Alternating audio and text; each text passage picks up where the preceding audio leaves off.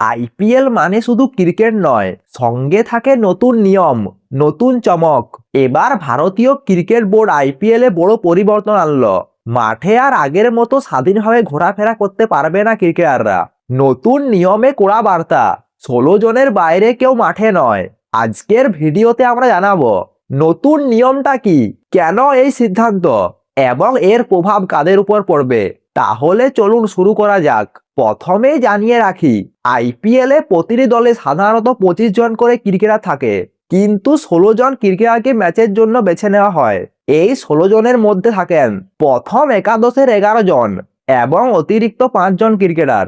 এই অতিরিক্ত 5 জনেই থাকেন ইম্প্যাক্ট প্লেয়ার হিসেবে, অর্থাৎ ম্যাচের সময় প্রয়োজন অনুযায়ী 5 জনের মধ্যে একজনকে মাঠে নামানো হয়, যিনি মাঠে নেমেই ম্যাচের মোড় ঘুরিয়ে দিতে পারে। এবার আসল পরিবর্তনের জায়গাটা বুঝে নেওয়া যাক। ম্যাচ চলাকালীন দেখা যেত প্রথম একাদশের বাইরে থাকা ক্রিকেটাররা মাঠের ধারে ঘোরাফেরা করছে। কেউ জন নিয়ে মাঠে ঢুকছেন, কেউ বার্তা দিচ্ছেন, আবার কেউ ব্যাট বা গ্লাভস নিয়ে যাচ্ছেন। মানে মোটামুটি ডাগ আউটের বাইরে একটা স্বাধীন চলাফেরা ছিল।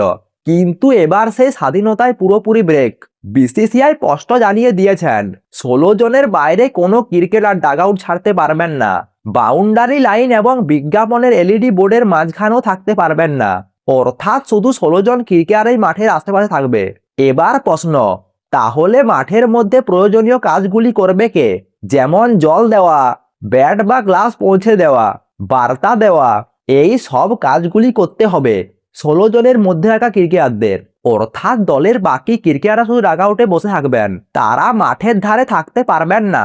এছাড়াও আরো একটি গুরুত্বপূর্ণ বিষয়, যদি প্রথম একাদশের কোনো ক্রিকেটার মাঠের বাইরে যান, তাহলে ওই 5 জনের তালিকা থেকে যে কেউ ফিল্ডিং করতে নামতে পারেন।